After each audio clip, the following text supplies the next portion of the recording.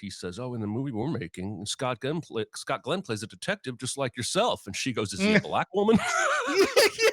Yeah. Welcome to Recotopia, a happy home for recommended movies, shows, and music from two people you can definitely trust. Trustability varies by region, no guarantees implied.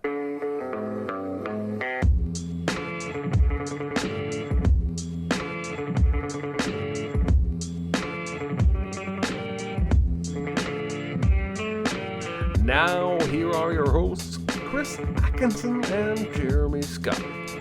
Listen, before we start, Paul went to see a movie last night. He came in here raving about. Paul, what was the name of that movie that they changed the lady into the chicken at the end? What did you say? Freaks.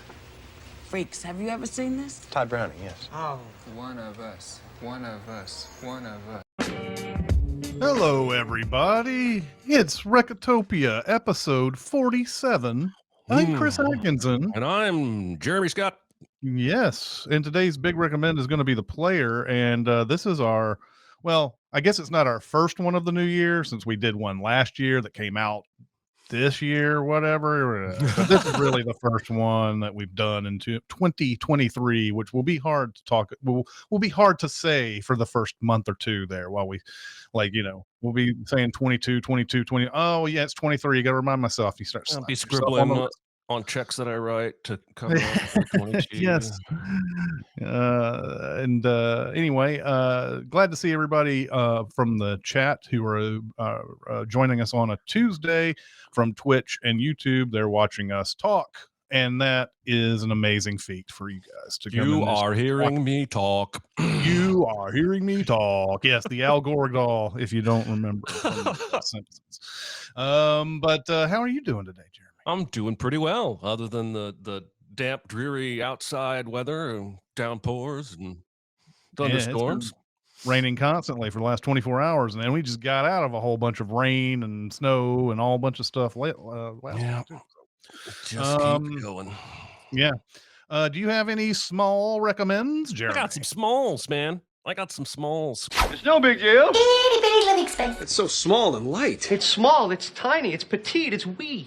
My first small recommend, I'm going to go with the 2014 movie that I had never watched, that I saw earlier in the week, and it's Fury, which is a David Ayer film. Mm-hmm. And this is a pretty stacked cast. Michael Pena's in this, Shia LaBeouf, Brad Pitt, Logan Lerman, Joe Bernthal. That's basically your tank crew in World War II. And we follow this tank crew for what feels like maybe a few days or weeks. Logan Lerman is the new guy because the guy he's taking over for was killed in a recent battle. Brad Pitt's really interesting in this movie because he's so grizzled, and there's an air of just, he knows so much about what to do because he's seen so much shit in action. Like, he speaks German fairly fluently. He's very decisive. And he plays this grizzled character really, really well. And, he puts Logan Lerman through a pretty tough initiation, basically forces him to kill a German that they've come across. It's like some sort of rite of passage or something. And this is sort of I think it's a weird war coming of age movie for Logan Lerman's character. He feels like the main character, but there's just some really good, well shot war battle scenes. There's a scene where there are 3 American tanks and 1 German tank that is far superior to them, and they bum rush him. They just go right at him and try and flank him, and there's this awesome tank battle. Anyway, I really enjoyed it. I was riveted. I don't know that I would say it was an A+, but the performances are really solid. And the action, when it's there, there's a huge showpiece at the end where they pretend their tank is dilapidated and on the side of the road while they're inside with a bunch of guns. It's awesome. Anyway, lots to like in there, but it is, if you have trigger issues with regard to war, battlefields, or sudden bullet impacts and things like that, the movie's full of it. But I really enjoyed it, and I wonder if I even know where you can find it. I was going to give that as part of my information, but I don't have it right now. Anyway, Fury, 2014. All right. All right. I have this movie on Blu-ray, of course, but I haven't seen it. And I've heard mixed things about it. There's people, I think I've heard more positive than bad though. This is one of those movies that I think was trying to be an Oscar contender and it just fell short. And It you know, feels like it's going for that. And it's not up to that level as a whole, but I was pretty riveted. I enjoyed the ride. yeah. Okay. I'm gonna give a recommend here that may be the first Rec Warn on Recotopia. I don't Here know. we go. We've gotten close to that before, I believe, but I saw this. I went to New York and there was some time, so I went ahead and watched Avatar: The Way of Water. Ah, Um, Now, I'm going to tell you right off the bat. I think we're going to see this movie in theaters and forget it just like we did the first movie. I think it's exactly the way it's set up. Is it's supposed to be a big screen Mm. theater experience that you watch during the holidays, and you try to watch it in the most 3D environment that you can. And then after 2 weeks, you're on to watching other things, and like this, unless you're Dicer, this doesn't stay with you for a long time. He's behind the scenes today. Um I I enjoyed this a lot more than I thought I would. mm.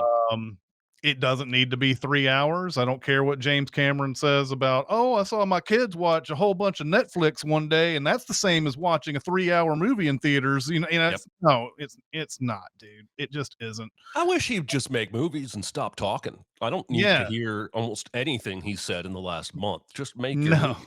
No. I was surprised, and things have gotten better on the 3D front. It used to be when I ran a 3D movie back in the day, you were cutting out a good 50% of the light source because you had the thing that went in front of the lens, and then whatever, when you're wearing the glasses, cuts down a whole bunch of light as well. So like 3D movies were pretty dark in many ways when you were watching them back 10 years ago or so. This one, I don't know, was super bright, and I don't know if it's just the theater I was at. I watched this movie in Times Square, so it could be like, the utmost in technology with the 3D and everything. But it was very bright, and I think it's a 48 frames per second movie, which I'm not usually a big fan of going over the 24, but it worked pretty well with this. The 48 frames per second, that sort of you are there feeling to it and everything. So I did not like the first Avatar at all. I think this movie is a vast improvement over it. It's got a different kind of story. This time the Na'vi are like, okay, well, it looks like humans are bastards. We're going to have to move from our habitat now, and we're going to have to move in with some other like species of Na'vi. They call them something else. I don't remember what it is, but they're like more of a green color, I guess, or something like that. And they're, of course, being chased down again by Stephen Lang, but not the Stephen Lang from the first movie, but his memories have been put into some sort of petri dish microchip fucking thing. Nice. I don't know what it is. Nice. And now he's a Na'vi, and like the whole gambit there is that they have to do this because the indigenous I don't know, the animals and stuff will attack anything that's not indigenous or whatever. So it's important for them to be able to fool animals and stuff, which would have been a cool little plot point. But because they like circumvent that immediately, that's never an issue. Like them getting attacked by something indigenous, I thought that would have been fun, but they didn't do that. So anyway, they're going after this time, and it takes them forever to explain why the humans are still going after these people. And the new people live more in the water. That's why The Way of Water is the whole movie, whatever. whatever. They live amongst the water. They talk to the sea animals and all this. And there's this one particular species that is being hunted down for some reason that they don't tell you until about 2.5 hours into the movie, where it's like there's something in their brains that helps humans. That's basically what comes. It's not unobtainium anymore. It's not unobtainium anymore. It's some other unobtainium that's in. But is somebody's- unobtainium even mentioned? Did they harvest it all? Like what? Like is there?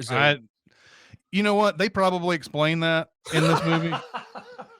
I am not. I have faults like many human beings, and I did not catch what happened with the unobtainium in that.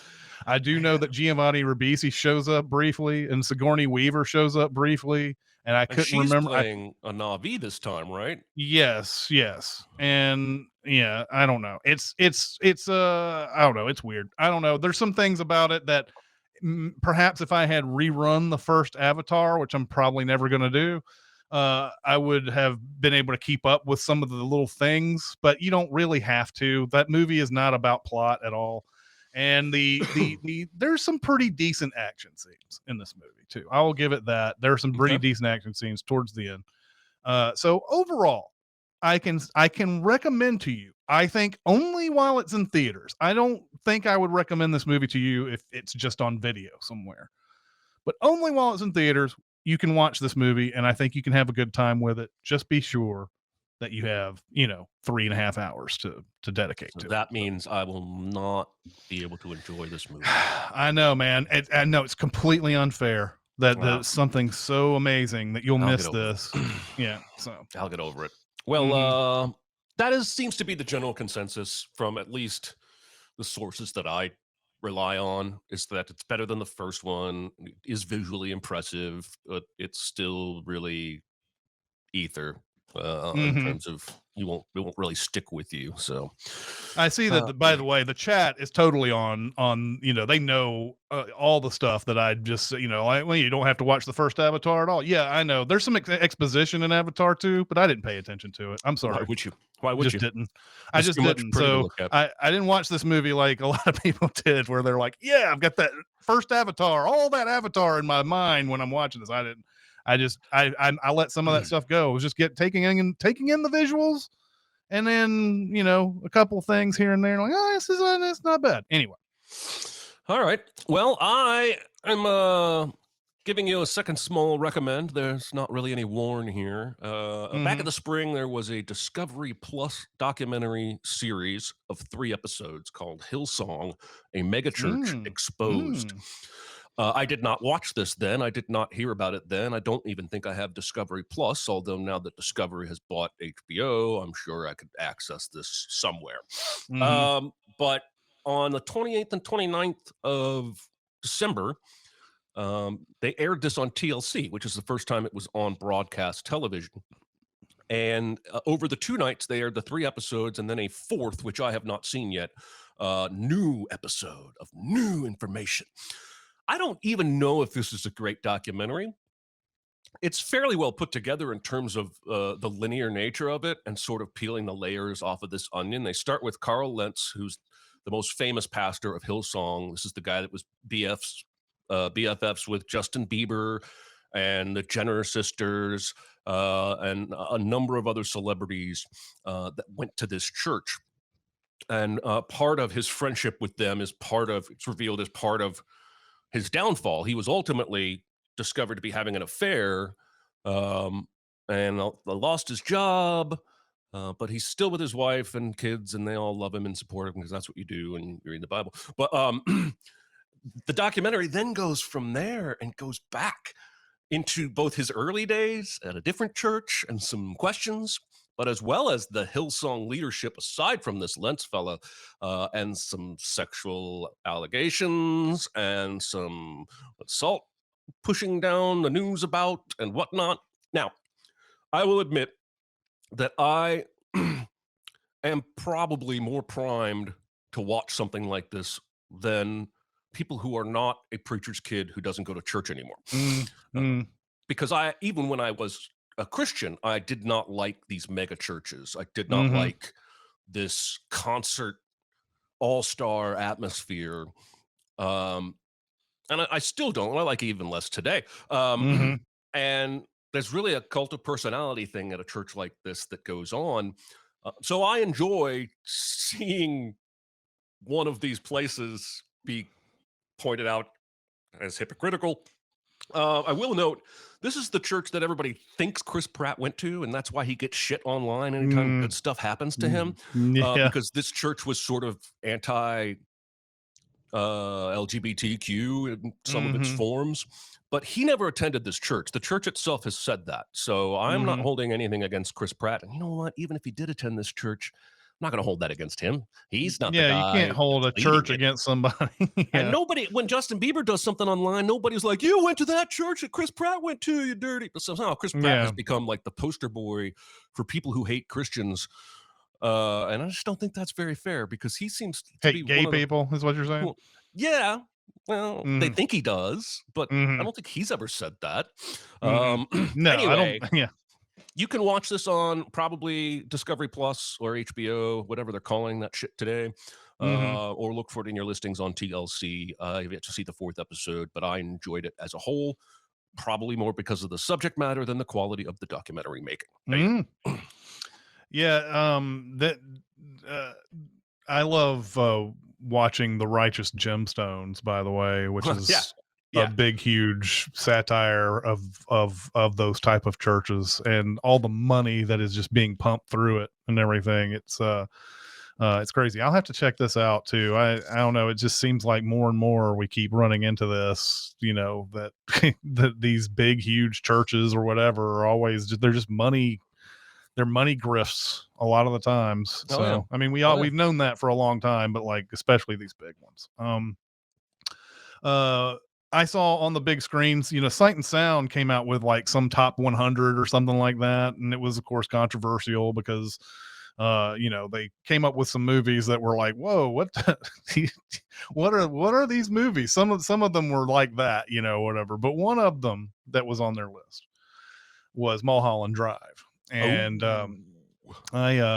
I watched this on a big screen at the local Belcourt with a couple of friends, and I had not seen it in a long time. But this is a David Lynch film, and so it has a lot of David Lynch stuff in it that might turn some people off, but this is one of his best movies he's ever made. And if you just know one little key to watching this movie, it becomes understandable, and it's not totally out there. For if you're watching this going, what's going on? Well, a lot of this is because it's just a dream for the most part. But anyway, it starts off with Laura Herring, and she's in a limo, and the limo suddenly stops. Limo driver tells her to get out. Some joyriders, some people who are drag racing come by, crash into the car. Laura Herring gets out and climbs down from Mulholland Drive down to the city of Los Angeles, and then proceeds to go to sleep. And then she goes into this apartment that she sees these two people leaving for a vacation, and she basically takes up residence in the empty apartment while they are gone. And then Naomi Watts shows up, an aspiring actress who's been, and we find out that the people who've left the apartment were her aunt and uncle, and that they're allowing her to stay at the apartment. So Naomi Watts, of course, comes into the apartment and stumbles upon Laura Herring, who has amnesia, has no idea what happened to her, so it becomes a whole thing of where Naomi Watts and Laura Herring try to figure out who she was and who they can find to solve this mystery of where she needs to go. And the movie just goes through a lot of just really segmented type of things. You don't know what relates to what for a long time. There's a really funny segment in this movie where a guy, I think it's Mark Pellegrino is his name. A lot of people know Mark Pellegrino from Big Lebowski. He's one of the guys who breaks down Lebowski's door and is like the main guy going in there to crash down. He's in this movie, and he's playing like this guy who wants to get a black book of some sort from an old acquaintance, and he in the guise of friendship, he ends up killing this guy and takes the book. But while he's trying to make it look like it was a suicide, the gun fires and shoots into a wall and hits somebody on the other side. Hilariously, you can just hear this "ow" sound when he hits the. So he goes over. He knows he has to kill that woman now, and he goes over and he goes over to kill the woman, and he's wrestling with her, and then he starts dragging her body into the hallway. And then a janitor sees it, and it's a whole bunch of stuff like that. It's going back and forth. There's like a scene where a guy in a diner describes to another guy a dream he had about this diner and about how there's a scary person behind the dumpster and all that. But this is all intermixed with Naomi Watts and Laura Herring trying to figure out who Laura Herring is. There's a moment where this movie turns, and everything you sort of know sort of changes. But one of the other parts of this movie is Justin Theroux. He is a movie director who is he's doing this film that apparently 6 of the top actresses in Hollywood want, but he's lost his main star and now he needs to recast it.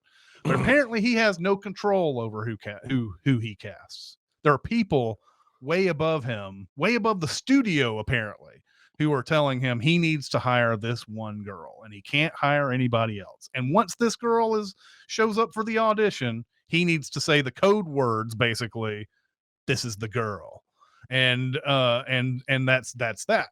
So there's this going on too. There's all this, like, how does all of this relate? How does this possibly all get gelled together? Well, it's where that movie turns, where it finally gels together, and you realize a lot of what you've been seeing is a lot of people being replaced in a dream, basically. But Mulholland Drive is just a stunning movie. It gets you into a mood. It holds on. It just grips you throughout the whole thing. There's maybe a couple of slow moments, but even the slow moments are just a part of that vibe that it creates. There is sudden Billy Ray Cyrus in this movie. Billy Ray Cyrus shows up out of nowhere and it's hilarious. There are moments in this movie that are just hilarious, and I think a lot of times you watch this and you just think, oh, that's just somebody just doing something really super bad, and it's not very, Lynch isn't this kind of a humorist or anything. He is. Lynch is this kind of a humorist, and like there's just like absolute, don't forget to laugh in this movie, even though there's a lot of heavy stuff that happens.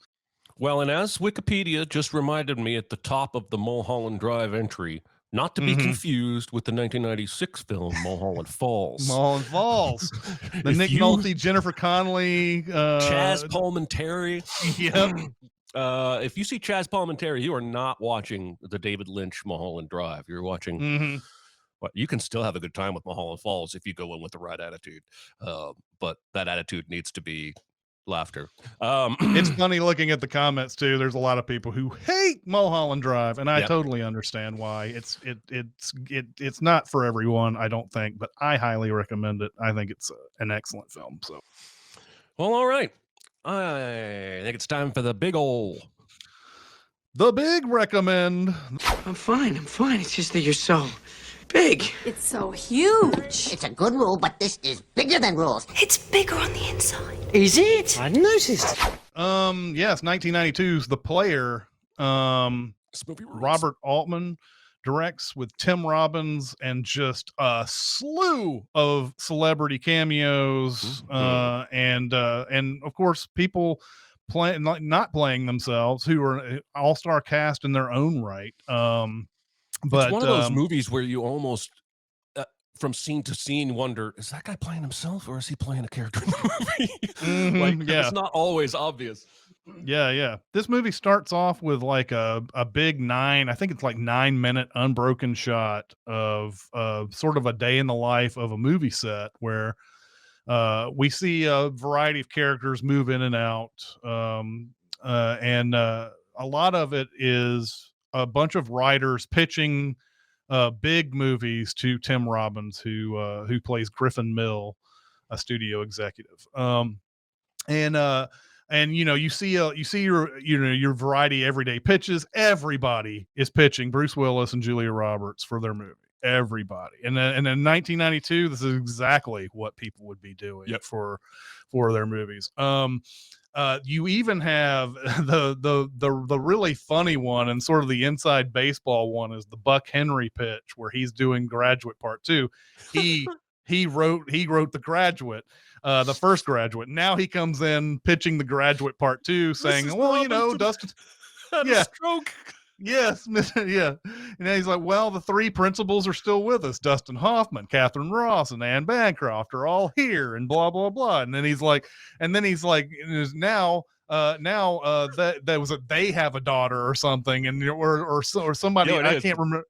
That's Julia Roberts. Yeah. And it's Julia Roberts, and she's now there's going to be a seduction, basically, with a different kind of, I guess, a gender swap seduction or something like that are going. So at the very beginning, we see this day in the life of and everything, and towards the end of it, we see that Griffin Mills got on a postcard, and it's a threatening postcard from a writer who pitched him a long time ago on a script, and never got back to him, which, as you find out from Griffin Mill himself later, we get 50,000 pitches a year, and I can only say yes to 12 of them or something like that.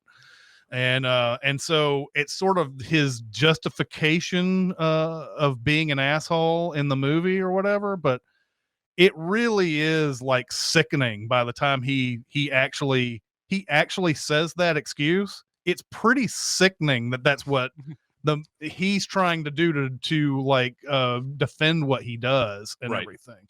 Like if we had known that from the beginning, maybe we get a little bit of sympathy. You should never have sympathy for Griffin Mill in this movie the entire time, by the way. Yeah. The movie does a really good job of making you sympathetic, or else you wouldn't watch this movie. Probably it's just a nasty person throughout. But like we're at the beginning, we are told that he might be replaced by another studio executive, Peter Gallagher, playing Larry Levy. And so there's a series of him being worried about being replaced by this other guy. And there's a great scene where Larry Levy is at a breakfast of some sort. He exits the stage by Burt Reynolds. He shakes hands with Burt Reynolds, and then he leaves. And and Burt Reynolds is like, "Who's that guy?" Well, he's a studio executive at Fox. At least until this breakfast. at least until this breakfast was done, anyway. And then Griffin Mill comes in, and he has a talk with him. And before that, there's a big party. Sidney Pollack talks to him. Sidney Pollack played these roles all the time in the 90s. I always think of his Eyes Wide Shut character, and he's doing that again basically here. But I love the lines in there too, where Griffin Mill is like, so what are the rumors? Are the rumors true? And he goes, the rumors are always true. You know that. You've always known that. And he's like, well, I'm always the last one to know about this. And Sidney Pollack is like, you're always the last one to believe the rumor. That's the problem. And so we find out quickly, it's not really that he's getting replaced, but they're going to put Larry Levy in as the new hotshot studio exec, who's going to be the guy who, like, I guess maybe has more of the power, but then Griffin decides he has a gambit that he does later on that he's going to try to flip that on him. But there's a lot of stuff going on in this movie, just a lot of stuff. He gets enough postcards from the writer that he's like, okay, now I need to figure out who this writer is. Who was this that possibly did this? And he finds out, he kind of recalls that this has been going on for 5 months. He's been getting postcards like this for 5 months. And he decides he's going to go back and look at all the pitches that he got back 5 months ago. And he's trying to narrow down who the possible writer could be. And he ends up on David Kahane, played by Vincent D'Onofrio. And he goes over to his house to confront him, or at least kind of give him a deal so he can back off on the threats. It's really him just saving his own neck here. Yep. He really does think that this guy's going to kill him. And he calls the house and he gets Greta Scacchi instead. who is playing David Cahane's wife, not wife, his girlfriend. Griffin always thinks it's his wife all the way through the movie, but she's really interesting, and of course she's really beautiful, and he's outside the house talking to her and observing her while they're in this conversation, and he just wants to know where David Cahane is, but he's also just getting into a lot of just like normal everyday flirty conversation with her on the phone while looking at her painting through the windows. And finally she says, okay, he went to a movie theater and he's watching The Bicycle Thieves and whatever. So he goes to Pasadena and he finds this theater that's playing Bicycle Thieves. He comes in like 5 minutes before the movie's over, nearly trips over David Cahane's feet, thinks it's some other dude for a second, and then finally zeroes in. Cahane is obviously a guy who could be sending him the postcards. He is a really, really kind of like touchy character. And just gives him a lot of anger. A lot of anger is coming towards his way. They go out and decide to have a drink at a Japanese bar, and and Griffin Mill's like, I'm going to give you a pitch, man. I'm going to give you a deal. I'm not saying we'll make the movie, but I'll give you your deal, man, because he just wants to save his own ass. Yeah. And Cahane, of course, is one of those not a sellout type. He's not buying anything that Griffin Mill is selling. And then as they depart, there is a big misunderstanding of what's happening. There's a fight, and there's an accidental kind of like, they sort of like start to get into a struggle, and Griffin Mill lets the worst of him come out, and he pushes David Cahane down into a puddle of water and drowns him. And you can say that's an accident all you want to, but you can tell by the way the camera work and the editing is in this movie that it's a moment where he has just decided to go over the line. He doesn't have, this isn't like, oh, I accidentally did this. It was, I'm going to push this guy's face into the water and he's going to die, and he's no longer a threat. That's basically what it comes down to. Now he's going back to he tries to make that look like a robbery gone bad and everything. And he goes back to his studio job, and he's trying to work his way into being the power there at the studio. And one of the movies that he sees an opportunity on is this like death row inmate type of movie with like the guy Richard E. Grant plays the writer, and he says he's like gives him the whole thing about how the woman didn't really commit the crime, and that she goes to the gas chamber and the gas pellets fall, and just as the guy's about to save her, she dies, because that's what life is. That's what happens. That's reality. That's reality. Dean Stockwell plays his hilarious like manager or agent or something in this. Dean Stockwell's really good in this movie. But Richard E. Grant gives him this pitch, and Griffin thinks about it and thinks this might be a good thing for me to give to Larry Levy, and to have him shepherd it, and then I will save it when the inevitable problems happen at the end. And a lot of the things is no stars, like just maybe people who are on stage or something like that getting into this movie. We can't have this movie bogged down by personality and all that type of stuff. So that's one part of it. Meanwhile, he's got a murder rap, and the investigators are closing in on him because he did talk to his wife, did talk to David Cahane's wife just before he died. And everybody knows he went out to Pasadena to see him, and that's weird. And they really do think he's the big suspect in here. Played wonderfully, by the way. There are two standout performances in the investigator side. Whoopi Goldberg turning in a great performance. This is just after her Ghost Oscar win, by the way. And Lyle Lovett coming in with a great offbeat performance in this. He's just so weird all the way through it. These investigators think that he did it, but they don't know exactly what connects it, what they don't have any proof that he did it. And they're asking him questions, but man, that interrogation scene at the office has got so many laughs in it. Whoopi Goldberg talking about tampons, twirling the tampon in the air while she's talking to him. These aren't mine. I use Jumbo. I use Jumbo. He's like, these are slender regular. In the meantime, he's fallen in love with the Gratiscacci character. It's Scacchi, can't remember. It's some, I don't remember. She's off of Presumed Innocent, by the way, which is another movie that I think we'll talk about at some point. I believe so, on the show.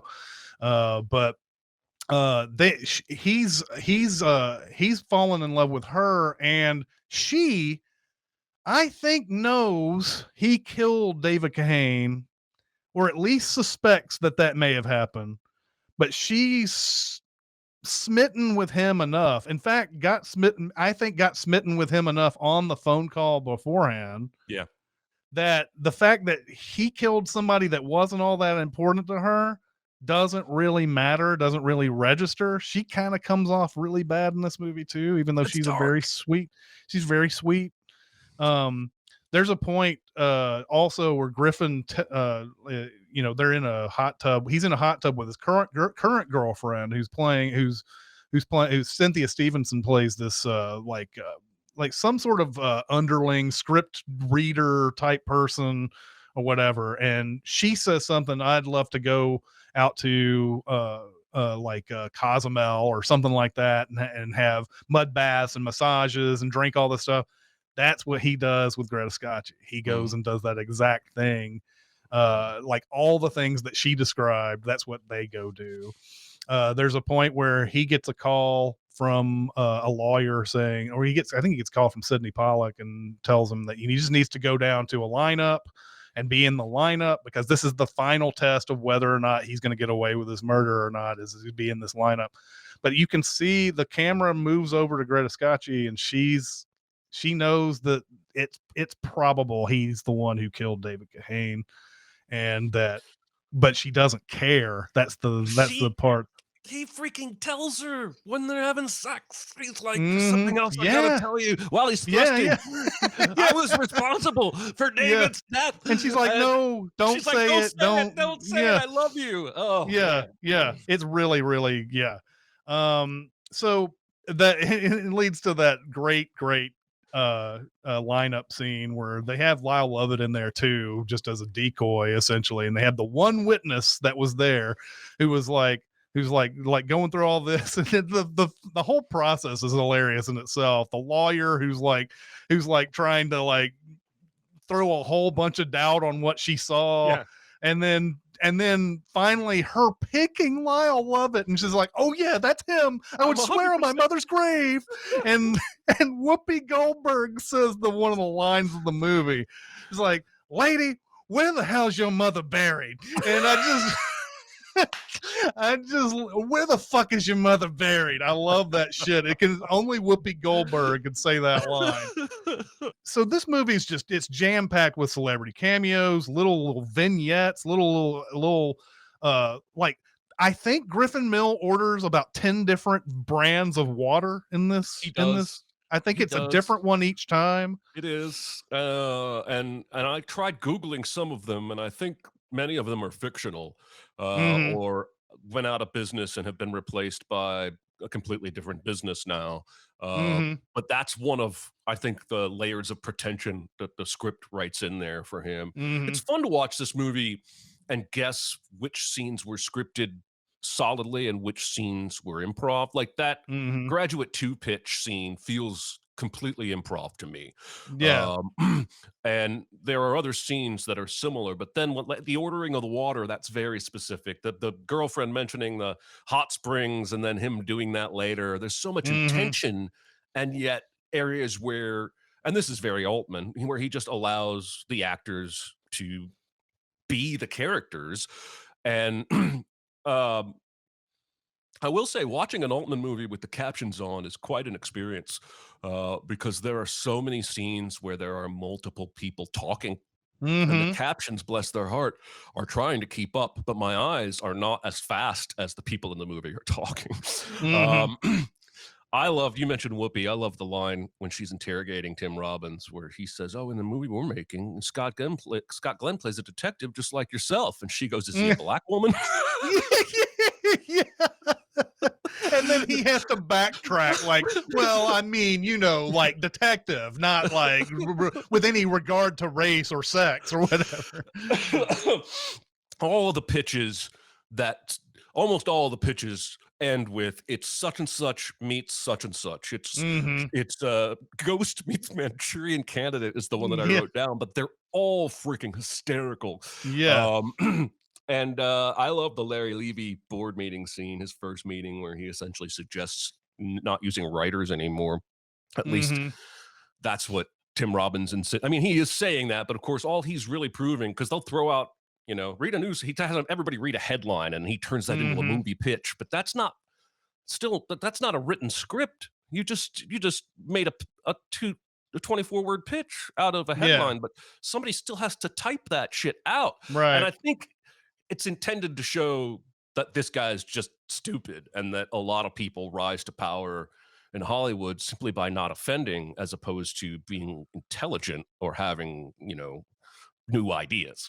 I also like that too, just because of Robin suddenly is a defender of the writer after just killing a writer. That's one of the darkest lines of the movie, is him like, well, it's like, what's an interesting thing, taking the writer out of the creative process. If we could just get rid of these producers and directors, we might have something here or whatever. But he has effectively, in the most real terms, has eliminated the writer from the creative process by killing that guy.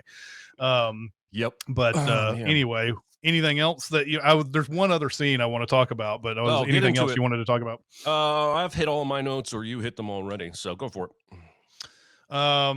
The last scene where they're filming that movie that's been pitched, that Griffin apparently saved at the last minute or whatever. So it is nothing like the pitch. It is, but like the stars are both Julia Roberts and Bruce Willis. Yep. You don't know it's Julia Roberts for a while, and you definitely don't know it's Bruce Willis for a while. Bruce Willis comes in the most hilarious way imaginable, but yes, Julia Roberts comes in, and yes, the gas pellets do fall, but she doesn't die. Like there's enough gas to have killed her, I think, in there.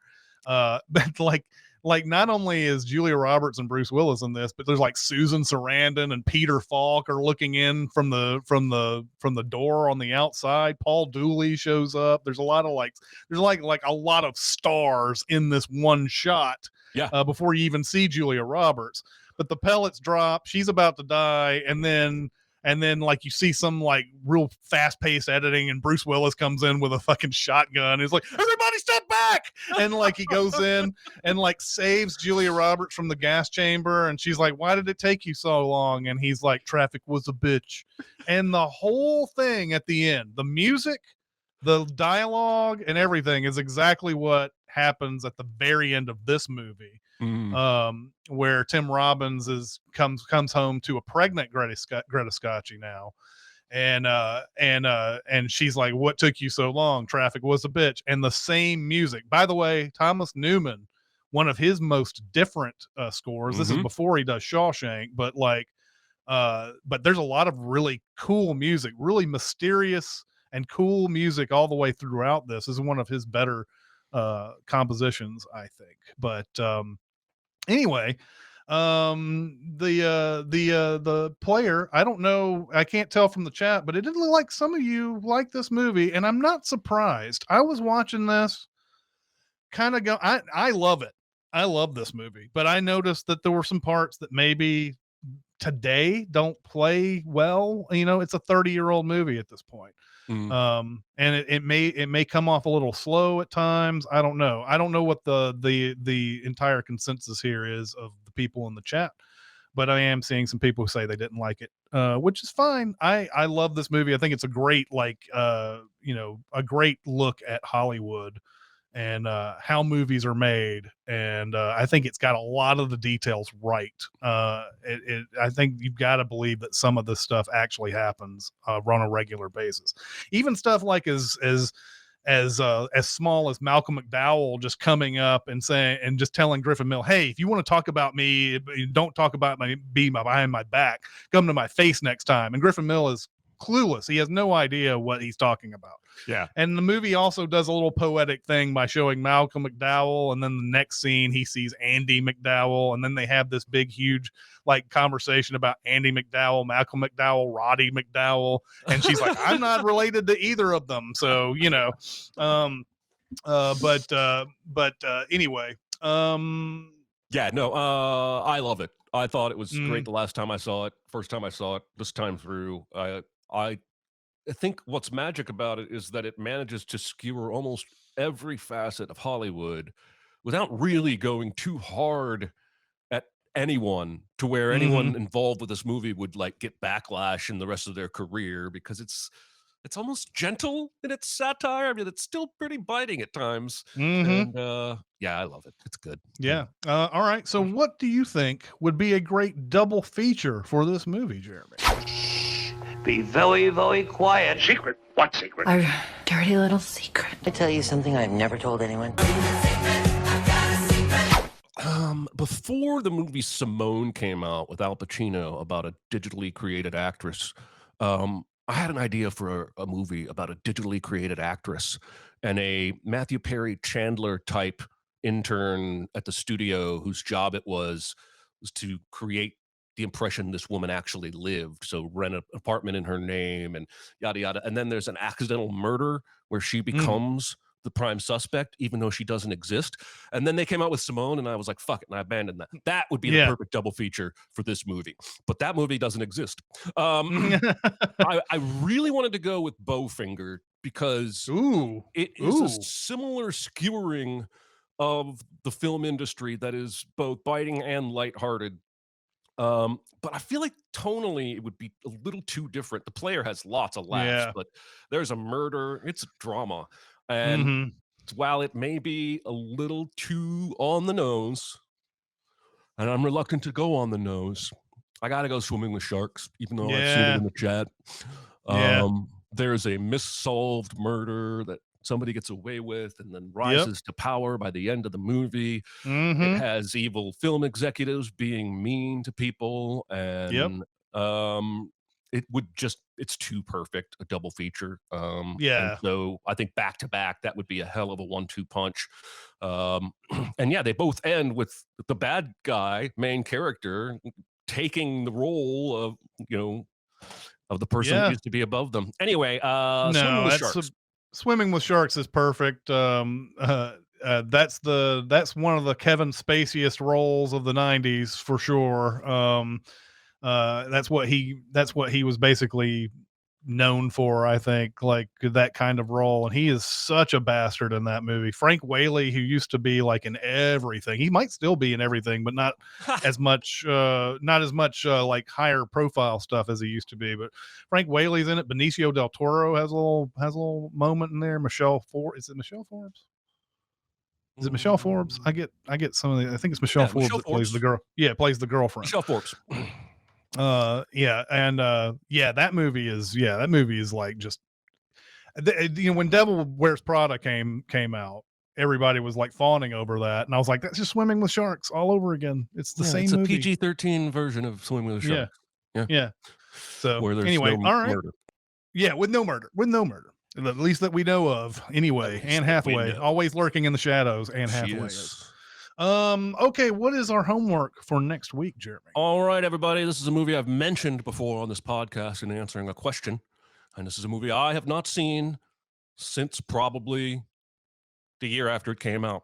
Big Night, 1996 comedy drama, written by Stanley Tucci, co-directed by Stanley Tucci and Campbell Scott, and starring Tony Shalhoub and Stanley Tucci, about two brothers who run a small Italian restaurant that is struggling because they have new competition in town with a fancy, swanky new Italian place. And they rally around one night to put on an incredible evening of food for some VIPs that they've invited.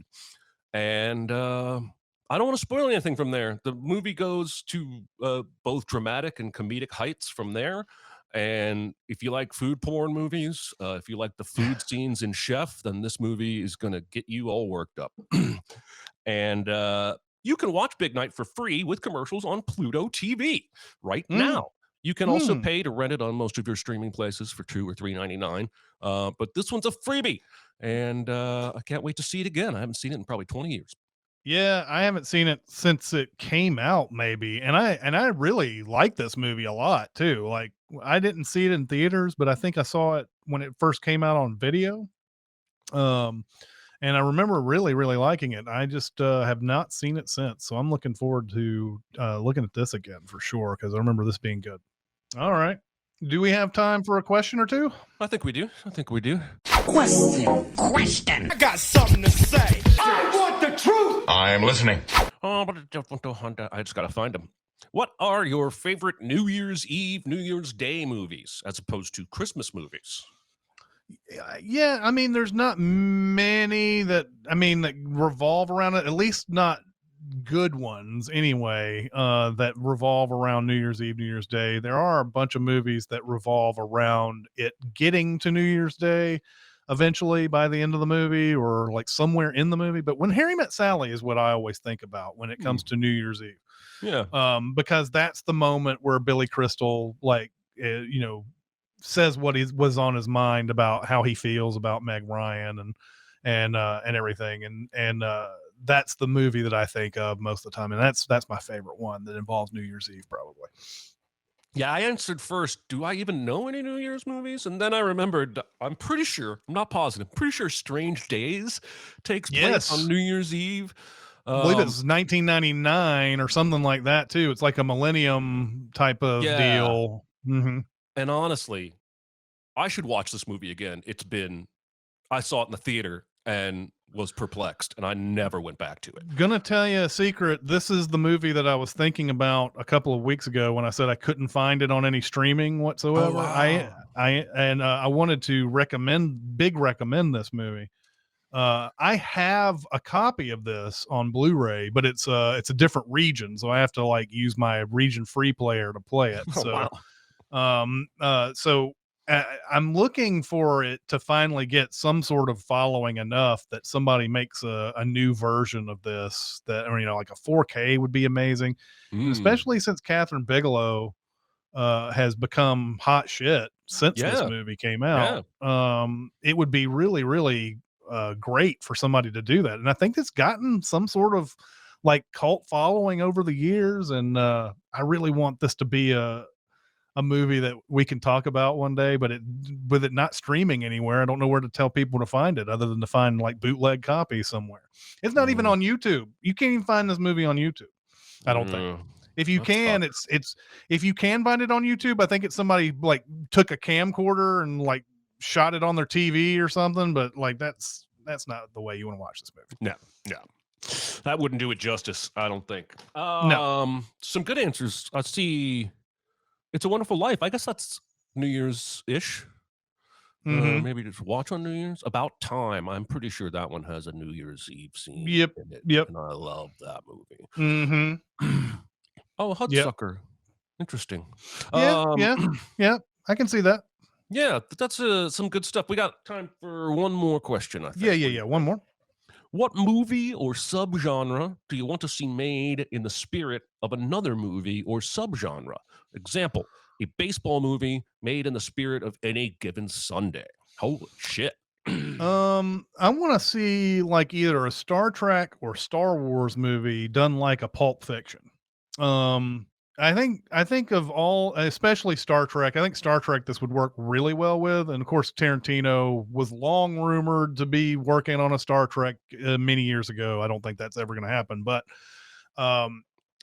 it would be a beautiful thing to have a Star Trek that takes off all of the big movie blockbuster sheen and just goes for a story of some complexity, some thought, some cool dialogue, because we know Star Trek can do that at times and throughout its history as a series and whatnot. It can do some really fun things with its format, and I really think Star Trek, like Pulp Fiction, would be great. So You that's just what made I'm me looking. think, and I think this is along the same lines that you're thinking, but you just made me think about breaking down a Star Trek movie the way Go works, with Yeah. 3 different stories where there's urgency in every one, and they touch each Yes. other and impact each other. So you could have like a lower decks person trying to solve some emergency, and you can be on the bridge for a completely different emergency, and then maybe have an away team or something and keep cutting back. Yeah. And then, yeah, drop the sheen, drop the language barriers in terms of like vulgarity, Yeah. violence. Let it be R-rated. I want an R-rated Star Trek. Yeah, and it would still do perfectly fine. I think that a lot of times these studios, they get worried that, oh, we're going to kill the goose if we come out with one bad movie or whatever. And it's like, no, you still have the IP to this amazing franchise. You can always reboot it and call it something else later. Take So a big swing. Look what take a happened to chance. Star Wars when they kept doing Star Wars the same over and over Yeah. and over again. Yeah, exactly. I would answer this. I said a golf movie that feels like Moneyball, where a golfer with good but not superstar talent uses his knowledge of math, science, geometry, and physics to improve his game. Basically a numbers approach. Now, Bryson DeChambeau tried to do this for a year or two with his maximum driving speed, and he was doing all this weight training and swing training, trying to hit certain miles per hour numbers on his golf swing. And he's backed off from that now, but I don't know. I think there'd be something there. And I bet you there are golfers out there who are the top 20 who maybe don't have the purest swing, but are super fucking smart. And so that was my answer. Yeah, yeah. I mean that would be great. I do wonder. Do you know one way or the other? Do golfers do this, or have they been looking into analytics on? yeah. I'm sure they have. I mean, Oh, it's in every sport. Well, at this you've got point. some now that wear health trackers that they've got deals now where, like, in the broadcast, it'll tell you, oh, his heartbeat got up to this on that drive when it almost went in the water. And they also, almost all of them have really expensive swing simulators that you can take it anywhere. You can put it next to you on the driving range. You can take it out on the course and you swing, and it'll tell you everything, man. Ball speed off the club head, how fast you were spinning the club, what your torque was, how far the ball went in the air. It's insane.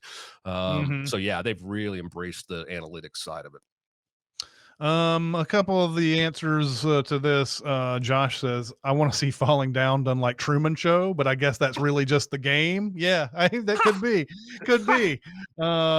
Let's see. Die Hard done like Scott Pilgrim. That's what Jet Smet says. Final Destination like the movie Airplane. So yeah, a superhero movie in the style of Ocean's 11 is a concept I've been toying with. Okay. James says, I would love to see Cloud Atlas mixed with Who Framed Roger Rabbit, a parallel story set up in a different live action animation worlds. I think that would work. Interesting. Well, you can't make Cloud Atlas any worse. Yeah, that's true. That's very true. And Jagged finally, he says, I want a Batman where it's a haunted house horror movie and he's the monster. Exactly. Yeah, that would be really cool. Exactly. He's the shark. Really cool. Batman Jaws, and he's the shark. Yep, that would be amazing. All right. Thank you everybody in chat for coming out on this Tuesday. Next week it is big night. Stanley Tucci, Tony Shalhoub. Looking forward to watching that movie again. I haven't seen it in forever. But that's it for this week. See you next time. See ya. Bye, guys. Thanks for coming.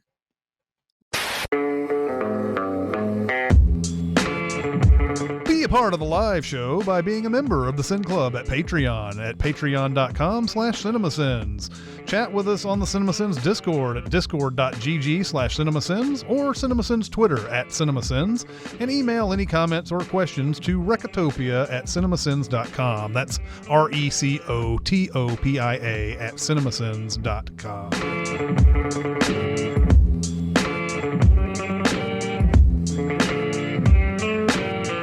It's good. Hey, friend. How's it going? Aside from the lake in my front yard, it's going well. What sucks is that we have 2 Cinemasins now in Tennessee. And we used to just have the one. Yep. And everybody's just going about their life, not panicking or anything. Yep. Like, This is normal shit.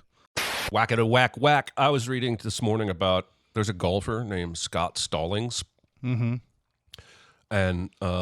he thought he had qualified for the Masters. In fact, he had.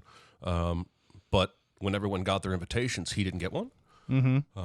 Because Augusta National sent it to a completely random Scott Stallings, who also lives in the same state and whose wife is also named Jennifer. They just sent it to some random dude who goes on Twitter and DMs the golfer and says, I think this is yours. I play, but I'm not that good. What would have been amazing? This is the beginning of a real life fraud story, though, right? Because just imagine if that went to somebody who was not honest whatsoever, and just said, "This is my ticket to the Masters. This is what I've always wanted to do." Shows up with a caddy and plays, starts playing, and double bogey golf. yeah, and just is awful, and people are just like, well, he qualified for this tournament, and maybe the moment's gotten to him and everything. Of course, you'd have to make it where he's good for a second at least. Yes, but I mean, true traditional Hollywood movie would be he sucks the first day, he does a little bit better on the second day, makes the cut. Yeah. And then he'd have to make the cut. He'd have to make the cut each of these days too. So he'd have to be bad but make the cut. Well, there's only one cut, and that's after the first 2 days. Oh, there's only one cut. I thought there were more. Yeah. So after 2 days, so he could shit the bed the first day. Yes. And then just come back with a record-breaking course record or whatever on the next day. And yeah, you would have to do something like that. And then on the third day, that's when he's really he might be in contention. Some of the better golfers are starting to suck, and he's doing better. And then that's when people are like the real Scott is like I am the real Scott, and nobody believes that guy. If I were in sole charge of this movie, I would go hard into comedy, but awkward comedy. Yeah. So I would have this guy have the same name, have no scruples, but only be totally average at golf. But he just keeps playing it straight. So he shoots a 9 on the first hole, and he just walks off confidently, that's what you do, and never acts like he's actually not as good as everybody else, and see how long that lasts. I think that would get weird pretty quick. Yeah. No, I'm a good golfer. I'm having a really bad day. Yeah. This reminds me a little bit too of how easy it is for, I guess, misidentification to happen in this world. Although a lot of times it's just a matter of people not doing due diligence on some things, and it's all they need to do to fix it. But I told you, you remember when I told you about that time I got served court papers. Oh yeah. This guy came up to my door and served me court papers, and I was looking at the case, and it said Chris Atkinson lent his daughter. I was like, there's a lot of things wrong with this. Lent his daughter a car that was involved in this auto accident in 2009, and it just so happened to be just in those first couple of weeks of 2009 where I was still in New York at the time. Wow. It was so weird. And all this stuff, and I was reading this thing going, what the fuck? And this guy's I don't know, he was a little bit older than me, and lent his daughter some sort of car I've never heard, I've never owned, blah blah blah. Got in a wreck. He's involved. He's responsible for this, all that. And I really didn't know what to do for a really long time. I was like, what do I do with this? Do I have to go just because they sent this? And I was like, who do I call about this? And I ended up calling the lawyer who served me, and saying, hey, you misidentified me in this. I'm not the Chris Atkinson you're looking for. And he's like, you don't live blah, blah, blah, blah, blah. I was like, well, I live in Nashville, but I don't live on this address that you've shown here. Never lived in that address. I don't have a daughter. That's another big strike against this. Never owned this car that you're talking about. Another strike. And he's like, oh, and he to his credit, immediately did whatever he had to do to get me off of that. There's this convenience store on the corner Mm-hmm. that has been shut down for a few weeks because it's changing into a different convenience store. Mm-hmm. You know how they're like around here we have like Tiger Express or Twice Daily or Racetrack or Sudden Service or whatever. Mm-hmm. So one of these is changing to one of the others. And they blocked off, and I don't know if the companies bought each other or what have you, but they're doing all this work inside apparently to make it look more like their stuff instead of the competitors' stuff. But they have left the competitors' huge-ass sign on the front of the building for the last 3 weeks. Oh, really? And every time I drive by it, I'm telling my wife, I would have changed that shit first. Yeah. Like, they're giving free advertising to the company they either just bought or their competitor for no reason. Like, none whatsoever. Put that new sign up first thing, and then go in and change out the refrigerators. Even if it's go to Kinko's and print out something on form feed and whatever and just paste it on the top. To their credit, they do have a Kinko's banner on a handmade steak that says this place coming soon, and it keeps blowing over. But they haven't covered up the ginormous sign on the front of the building. They must be having a hard time finding people who can do that job. You would think, like, maybe that's what it is. I don't know. Maybe like that's they thought that, right? They don't want to put the competitor's name up there on their store. I don't know. Like signage would be one of the first things that they would try to fix. You'd think that's what I would think. I just feel like somewhere in there somebody dropped a ball, and maybe it's just what you're saying, that because I know construction in general, there's lots of delays and back orders on lots of products and stuff. So it may be that kind of a thing. Yeah, but I'm going to claim it's a marketing person who's bad at their job because that's a lot more fun.